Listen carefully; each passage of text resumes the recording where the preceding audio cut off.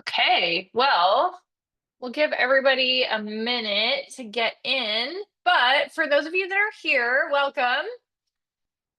We're going to talk about grad admissions today.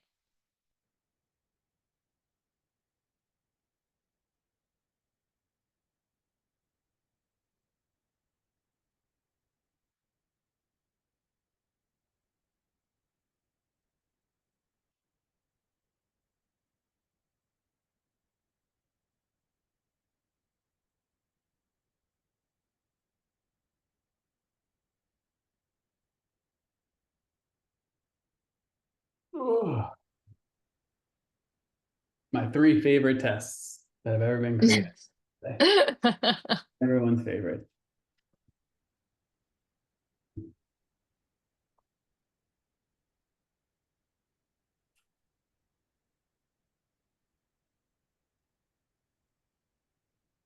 All right. Oops. All right. Welcome. I'm Carley Nuzzo. I'm Director of Graduate Admissions at ESM Prep, and I've been working with most of our graduate students. And I'm here with our Director of Test Strategy, who's helping all of our students figure out which tests to take and how to map out their plan along the way.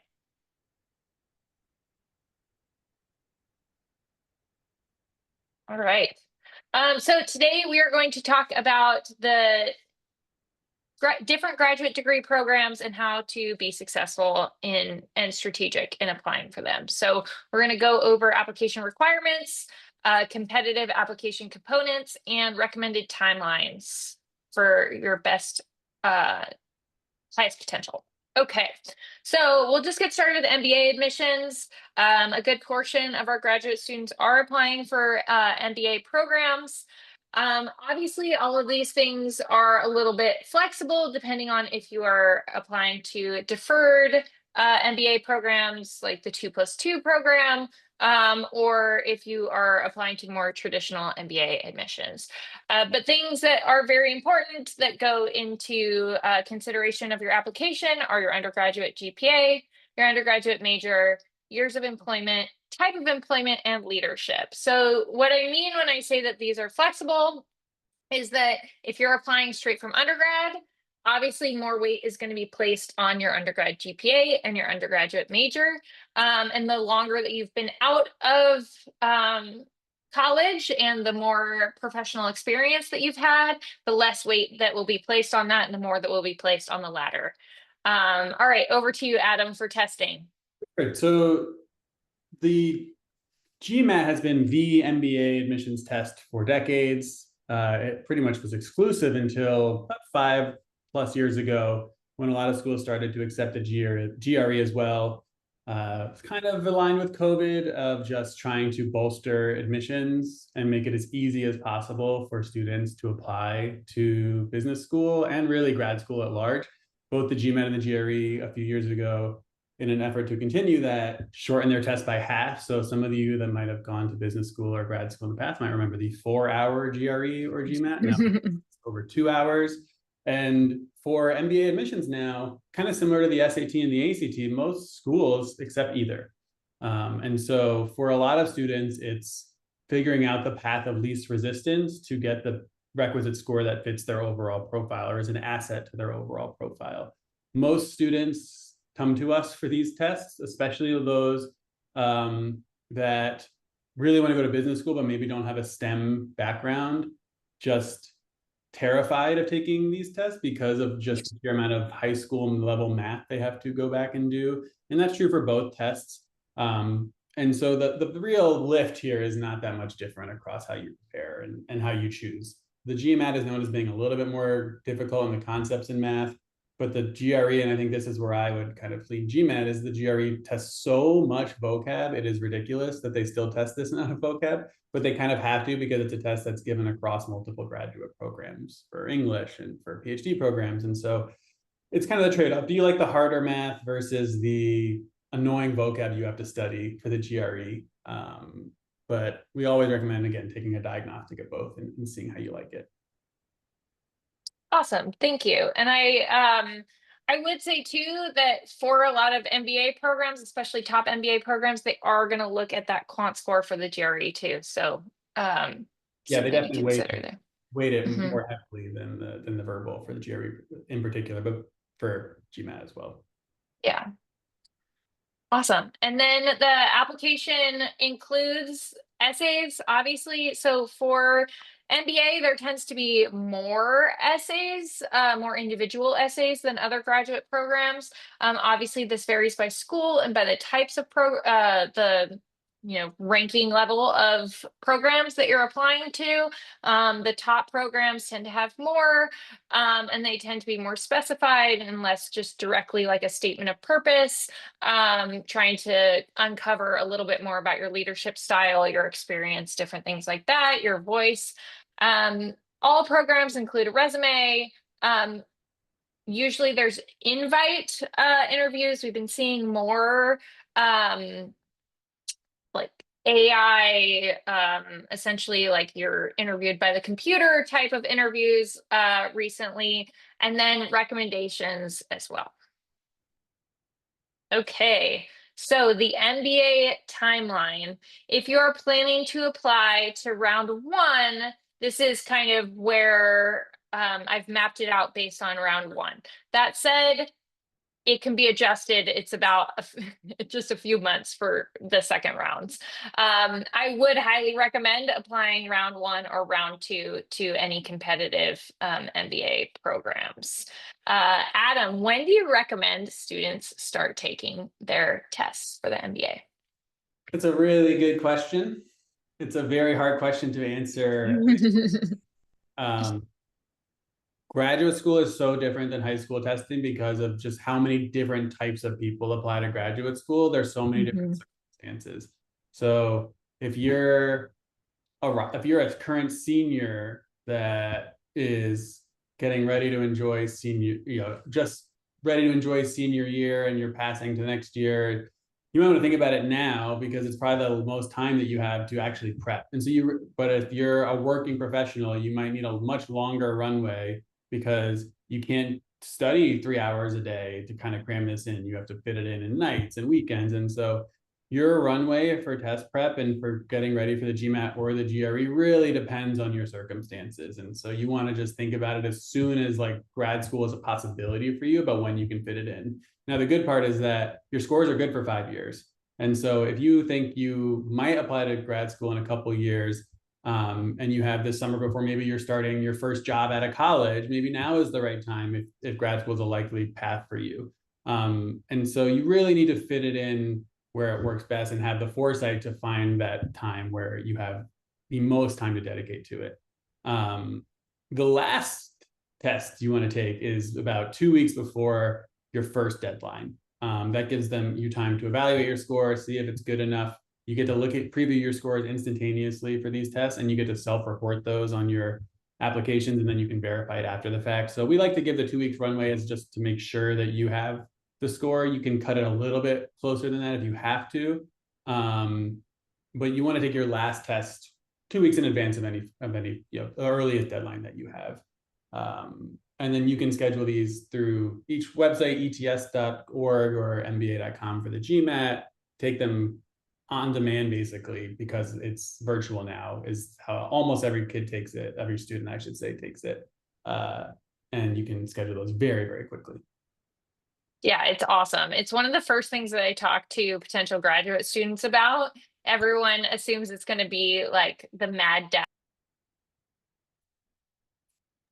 registering ahead of time, like the SAT and the ACT. Everyone's got a little bit of trauma from that. So it's really nice that it's much more flexible as far as much more flexible.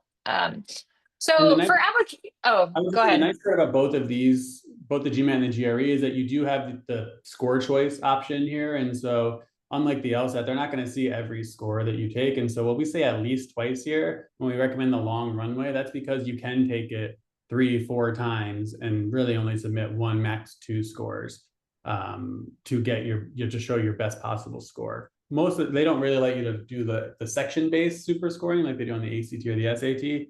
So you really are just submitting one score when you take these tests. That's really good to know. Yeah, and as just like Adam said, with testing and the different runways, depending on the amount of time that you have as a student or as a professional planning for these applications, I did it based on, if you were to start now applying for the fall, but I have potential graduate students that start as early as January. Because they are working professionals and so they want more time to be able to go through this whole process. And then I also had a few students start as late as, like September last year. So, and then we have to, work together hours a day. So it really, again, depends on your time and how much time you want to dedicate within a certain time frame. But the typical working timeline for applications is to begin your school list, program research and outreach, narrative development, resume workshopping, all of those beginning pieces in summer. So June, July is when we want to get all of the pieces together, start piecing that narrative together, start the groundwork. August, most applications are open. Some applications are even open now. So those applications can be opened. I highly recommend starting to draft those essays, sending finished drafts or close to finished drafts to your recommenders so that they can read them and know what you're presenting to the colleges so that the whole narrative aligns. Finalizing your resume, drafting so the activities and awards might be flashbacks as well. They vary drastically by school, so that's something that's different than the undergraduate application as well. Is with MBAs, it's all individual by school, so there's no singular application portal, so it takes a little bit of time, so that it's important to plan for just kind of like the busy work of filling applications out. September is meant to finalize polished essays, send the test scores, submit the application, make sure everything's ready to go. That would be for round one. Some programs round one is in early October. UCLA is one that comes to mind for me on that. But most of the top programs, it is in September. And then usually interviews are late October, November. It really depends on the program. And there's a lot of variety on the different types of interviews that are coming out now as well, even within the top programs. Okay, so differences between these programs, as I've alluded to a little bit. The top 10, again, this is kind of just like this is an overview without much nuance. So narrative emphasis, you do want to emphasize proven leadership, academic excellence, the ability to have broad impact and a clear vision for what you want to do. So a lot of times I talk to MBA students, and it's not that you don't want to be flexible and learn and grow within MBA programs, because you do, but they want to make sure that you do have like a vision and direction for your overall career.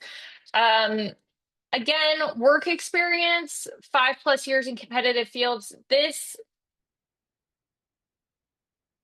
is typical. I've had students with less work experience, with more work experience get in, going straight from undergrad. If that's true, your other areas of your application have to offset that, right? So you have to be like superstar in those other areas. Adam, is there anything you want to add about the test score range for those top programs? I think it's really like 330 is kind of that magic number for elite programs for GRE, and I think 760 plus for GMAT. Like you said, it's more important that your quant in GRE or your quant/data insights are higher for both. That's something that they'll look at individually.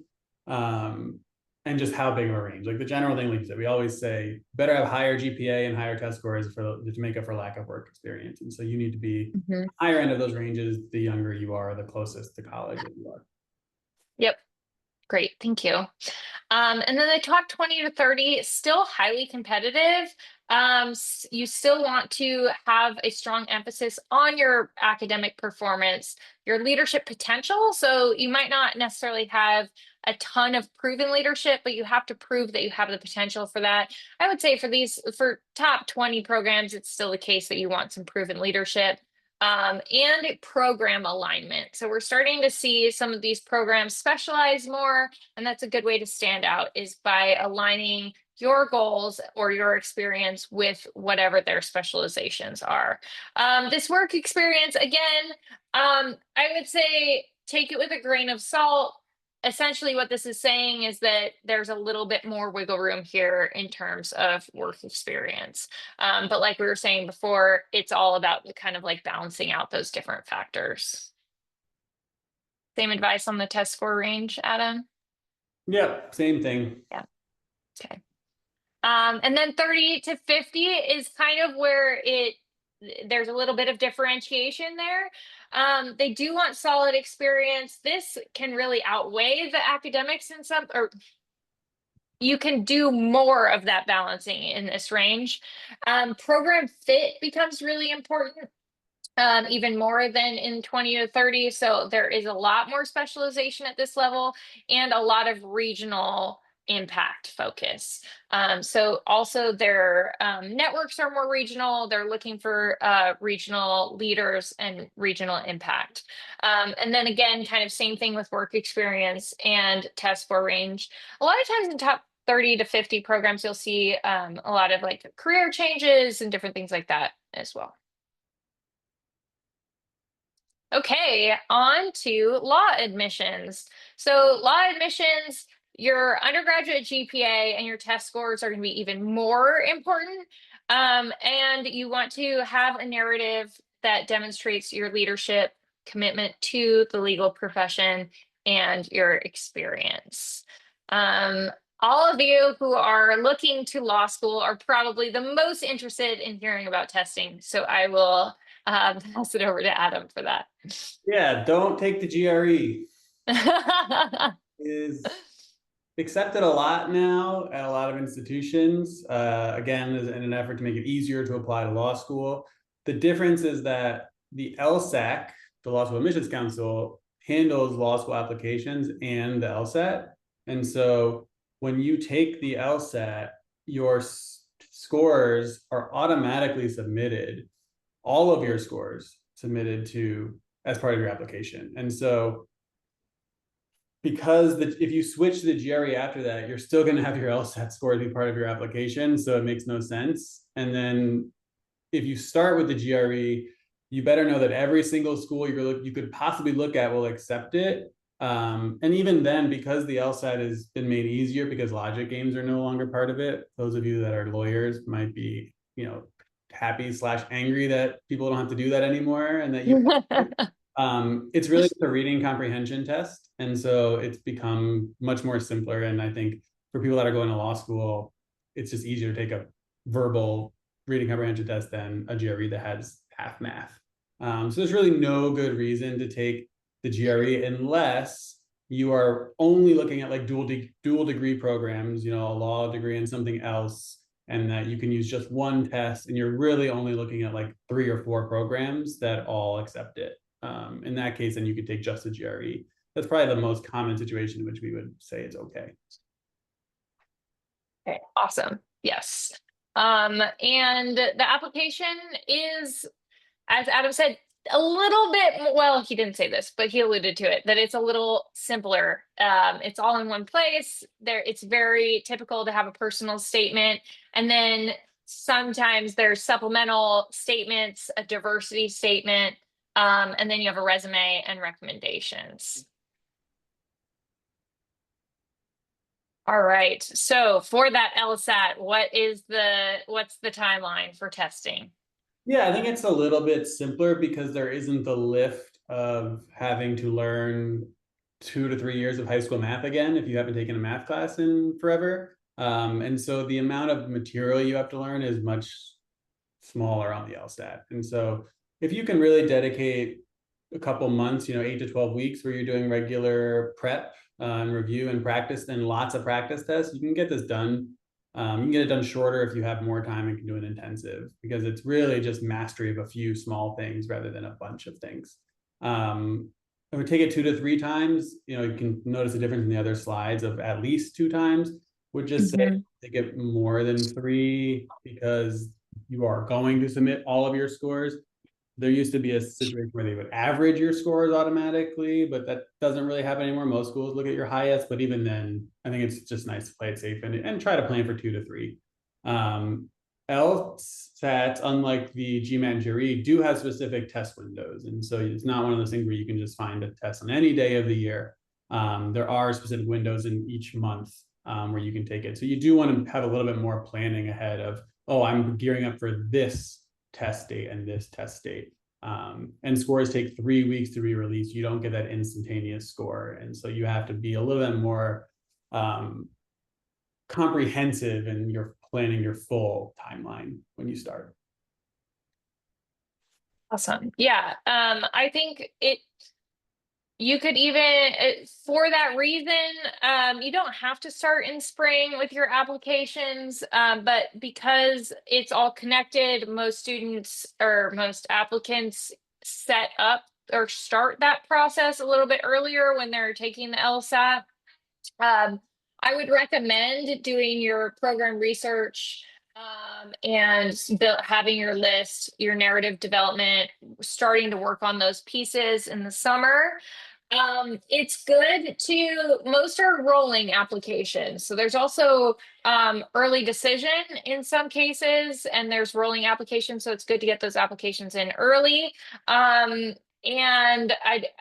so I would pay more attention to those priority months rather than waiting till the actual deadline, because schools do most schools review them as they come in and fill their classes while doing so. So I would plan to draft and finalize essays in August or September, and then follow up with recommenders, make sure that everything is submitted, finalize the application, and submit it early, as long as it is high quality and ready to do so. Okay, so again, we're kind of looking at differences in programs. Narrative emphasis. So like the MBA, but even more so, really strong LSAT scores and really strong GRE scores GPAs are really important, like highly important, and will get you into that first bucket so that they will look at your application. And then in order to differentiate yourself from there, you want to have some impressive leadership and an exceptional demonstration of commitment to law in your experience, your activities, different things like that. So highlighting that commitment. LSAT scores above 170, Adam? Yeah, again, I think like if you're a more recent grad, probably want to be a 172, like even ideally above 174. Okay. The percentiles on this test have gotten a little bit wonky now that Logic Games is gone. So like when I was thinking about law school and gosh, 15 years ago, no, yeah, probably 15 years ago, it was like, oh, you get 172, 99 percentile, call it a wrap. So I think 170 is like submittable, like you have a shot, but I would try to shoot higher if you're a more recent graduate. Great. And then same thing as we go through top 20 to 50. Again, still strong academic performance, GPA, LSAT scores. But here, you're focusing a little bit more on your narrative, your professional or community impact, and again, that clear career vision in the legal field. LSAT scores 160 to 168 or 160 plus. Yeah. All right. And then tier 2. So Again, narrative emphasis. This one is where you can focus a little bit more on specific backgrounds, adding potentially diversity to the legal field, unique experiences, different perspectives, demonstrated interest in a specific subfield of the law that that school might specialize in. So international law or, whatever that might be. And then the test score range there, LSAT scores typically around 155 to 160. Okay, now we're going to talk about masters, and I will pivot to PhD as well. These vary drastically by program. So we're going to do kind of like a broad overview, but if you are looking at master's or PhD programs, I highly recommend just like popping in for a like intro call, and we can talk about your specific program. These do tend to have more emphasis. Again, there's some master's programs that are more professional and industry related. So this could be different. But for most like academic master's programs, your undergraduate GPA and major are very important, and any relevant background. So if it is more of a professional degree, then that professional experience is going to be really important. If it's more of an academic degree, then experience academic research or teaching experience is going to be really important. GRE comments, Adam? No, same as No, before. This one's same easy. as before. Yeah. Classic. Yeah. These applications, there are generally essays. Generally, there's a statement of purpose and some sort of personal statement. Again, depending on the program, there could be specific supplemental essays. So for your more STEM-based, they might even have like a project or a technical essay. So it really just depends based on the program. And I'd be happy to discuss the particulars with you. There's always going to be a resume and recommendations as well. And when we're looking at these deadlines, again, I think that it's going to be one thing to say is that the deadlines vary for master's programs. So I tend to have like a fall cohort and a spring cohort. There are deadlines at kind of like the typical time in December, and then there's deadlines in January, there's deadlines in February, there's deadlines all through the spring and close to summer. So it's important to know the schools and the programs that you're looking at and what you're looking for, and then to map it out based on that. So, kind of like months prior is the way to think about it. A lot of students are going straight from undergrad, so that's going to change. If you're coming with a few years out of undergrad, that's obviously going to change your trajectory as well. Adam, same GRE advice as before? Yep, I think just and from the last slide too, the only thing that changes is that because there's so many different types of master's degrees and programs, like their emphasis on what part of the GRE they're looking for changes, right? If you're applying for a master's in computer science or accounting, they're going to be looking for quant. If you're applying for master of social work or something more in the humanities, they're going to be looking more verbal. And so that can very much fluctuate or make, widen the possibilities of how you prepare and how much time you need to prepare. So just keep in mind what they're going to be weighting and how you feel about that, right? If you're applying for a master's in a math-based or STEM-based field and you feel really rusty on math, well, I hope that's not the case. Going a master's in it, but you should also, play up more time. Generally, the verbal is easier to cram for if you can just study vocab apps for hours a day.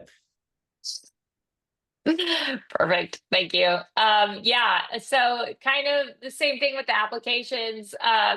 Master's applications, it again, kind of also depending on the number of master's programs that you're planning to apply to, it will vary in the amount of time that you need in order to get that through. Also, depending on the degree, there could be more or less writing that goes into it. So I would say either look into it yourself or talk to one of us about how much time we think that you'll need to put to have a strong application. And then also just kind of like based on the degree that you have, what would all be included. But I would generally say to start mapping out that school list first and your program, and then go from there. I guess the one thing I would add, because we didn't mention it on for the MBA, is that you do have to write an essay for the GRE. And you might think, oh, if I'm applying to be a PhD in English, or you do something that's much more humanities based, that might count more. Schools don't care about it. Like you have to do it, it'll get scored, but they're going to look at your writing samples and your essays and evaluate your writing proficiency on those, not your GRE essay. Yay. All right. And then kind of, so I'm going to talk about the different essays for master's and doctorate because they, in a general way, they map onto each other. So I'm skipping ahead to doctorate admissions. Again, I think that like the biggest difference here, the biggest differentiator is that they do want a very clear vision of your research goals, and also like your research background and why you're studying what you want to study, and that you've done it before and your potential there. So if you are considering a doctorate and you don't have that background, I would highly recommend looking for those opportunities, or in some cases, students that don't have that go for master's before the PhD. So things to think about there. Again, this tends to be the GRE. I think we have the same advice again on the GRE for the PhD, that it varies depending on what type of program that you're looking for. And in some cases, these master's or PhD programs are also test optional. So that's another decision to make based on the amount of experience that you have and your GPA and all of that good stuff as well, how it'll benefit your application.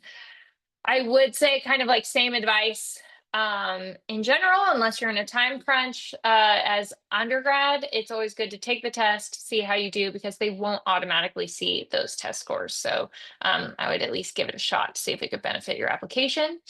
Unless they're test blind, then it's not worth it, but and then application components are pretty similar. The only additional here is that in some cases there are interviews at the PhD level, and that's less common at the master's level.